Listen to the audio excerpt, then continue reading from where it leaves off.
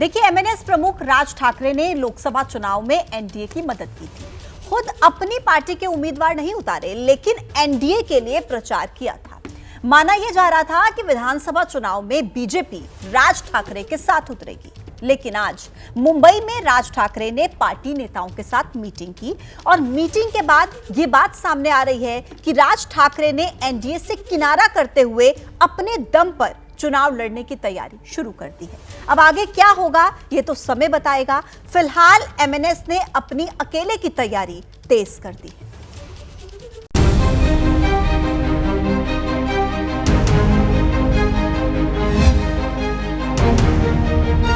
राज ठाकरे की ये तस्वीरें उस वक्त की हैं जब वो पार्टी की मीटिंग के लिए बांद्रा के रंग शारदा भवन पहुंचे थे।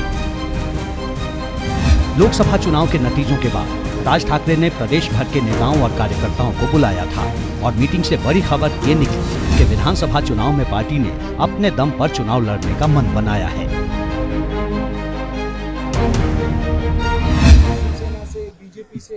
आज की तारीख में ने जब से पार्टी का जन्म हुआ है तब से हम अकेले इलेक्शन लड़ते आए हैं और अकेले लड़ते रहते हैं, अकेले लड़के रहेंगे।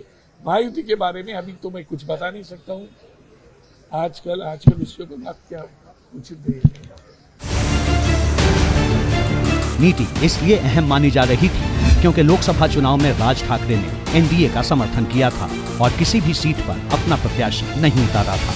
लेकिन अब जो फैसला उन्होंने चुनाव नतीजों के फौरन बाद लिया है वो चौंकाने वाला है। लोकसभा का दौर था। लोकसभा के दौर में हम लोगों ने नरेंद्र मोदी साहब को तीसरी बार पंतप्रधान बनाना है, इसलिए बिना शर्त हमने पार्टिबा दिया था। अभी वो प्राइम मिनिस्टर बन गए हैं।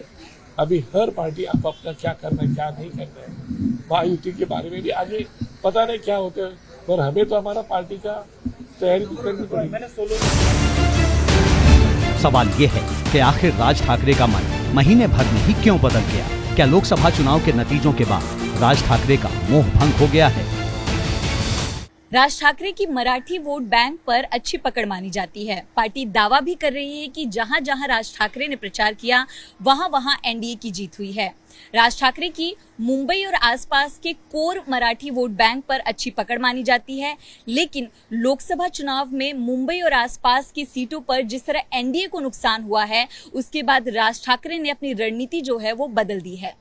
राज ठाकरे ने शिवसेना से बगावत कर साल 2006 में अपनी पार्टी महाराष्ट्र नवनिर्माण सेना बनाई थी। मराठी मानुष के मुद्दे पर अपनी छवि आक्रामक नेता की बनाई।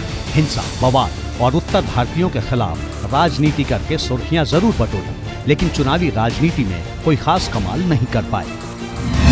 अब तक एक भी सांसद राज ठाकरे की पार्टी से नहीं बना है। साल 2009 में राज ठाकरे की पार्टी ने सबसे उम्दा प्रदर्शन किया था। तब महाराष्ट्र में इसके 12 विधायक जीते थे। 2012 में नगर निगम के चुनाव में जरूर कुछ सफलता मिली थी।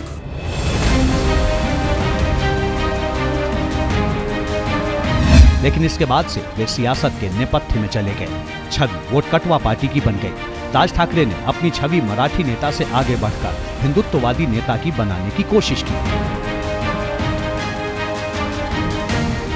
लोकसभा चुनाव में एनडीए की मदद कर राज ठाकरे उस नेपथ्य से निकलना चाहते थे, लेकिन नतीजों ने उन्हें सोचने पर मजबूर कर दिया। महाराष्ट्र में लोकसभा की 48 सीटें हैं। एनडीए को 17, इंडिया को 30 और निर्दलीय को 1 सीट मिली है। निर्दलीय को मिली 1 सीट भी कांग्रेस के खाते में चली गई है।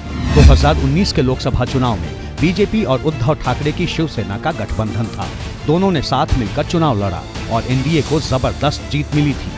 लेकिन विधानसभा चुनाव के बाद 2019 में ये दोस्ती टूट गई थी।